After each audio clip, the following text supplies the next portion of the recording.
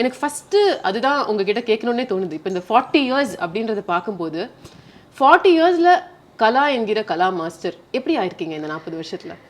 40 வருஷம் எனக்கு போனது தெரியல. ஏன்னா சின்ன வயசுலேருந்தே ஒரு டான்ஸ் மேலே இருக்கிற ஒரு பைத்தியம். அந்த பைத்தியத்துக்கு பின்னாடி போனனால எனக்கு அந்த பேக்ரவுண்டில் 40 வருஷம் போனது தெரியல. அண்ட் நாட் ஓன்லி டான்ஸ், எல்லா விஷயமும் நான் பண்ணுவேன். ஒரு ஸ்டேஜ் டான்ஸ் ப்ரோக்ராமாக இருந்தாலும் சரி, அண்டு ஒரு ஜட்ஜாக இருந்தாலும் சரி, ஒரு ஜூரியாக இருந்தாலும் சரி, எதுவுமே நான் நோன்னு சொல்ல மாட்டேன். என்னோடய வார்த்தை எப்பவுமே நோ கிடையாது. ஸோ 40 இயர்ஸ் ரொம்ப ஆக்சுவல் சினிமாவில் இருக்கிறவங்க நிறைய பேர் இருக்காங்க. பட் ஃபேமாக ஆகி இப்போ வரைக்கும் இருக்காங்க அப்படின்னா நம்ம எல்லா விஷயத்துலேயும் இருந்துக்கிட்டே இருக்கணும். ஒரே இடத்துல பிளாக் ஆகக்கூடாது. இப்போ நான் இப்போது ரகுமாஸ்டர் மூலியமாக வந்தாலும் நான் ஒரு அசிஸ்டண்ட்டாக நேராக போயிருக்கலாம். ஆனால் நான் டான்ஸராக ஆகணும்னு நான் நினச்சேன். ஏன்னா அதையும் நம்ம படிக்கணும். அதாவது வெறும் மெத்தையில் நடக்கக்கூடாது, கல்லையும் உள்ளையும் தாண்டி நடக்கிறது தான் வாழ்க்கை.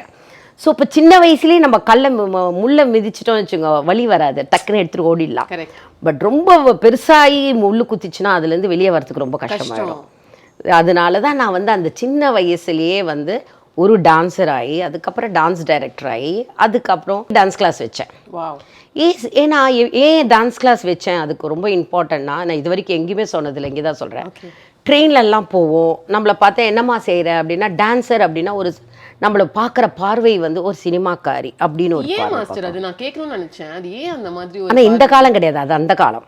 இந்த காலமும் இருக்குது, பட் அது இப்போ நம்ம ஃபேஸ் பண்ணுறதுக்கு நம்ம ரெடியாக இருக்கோம். ஆனால் அந்த காலத்தில் அது கிடையாது. ஒரு சின்ன பொண்ணு அப்போல்லாம் நம்மளுக்கு யாரும் கூட வரமாட்டாங்க. ஒரு பாய் அண்ட் கேர்ள் அசிஸ்டண்ட்டாக ட்ரெயினில் ஏறுவோம்.